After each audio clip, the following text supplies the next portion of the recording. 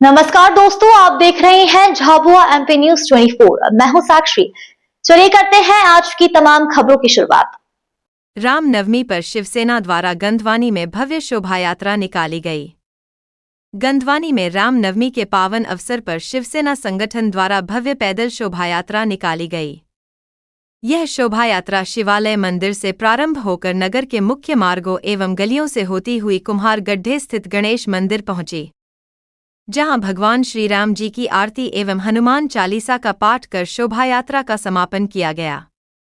इस दौरान बड़ी संख्या में श्रद्धालु एवं शिव सैनिक शामिल हुए और पूरे उत्साह के साथ कार्यक्रम को सफल बनाया। कार्यक्रम के दौरान पुलिस प्रशासन का सराहनीय सहयोग रहा, जिससे आयोजन शांतिपूर्ण और व्यवस्थित रूप से संपन्न हुआ।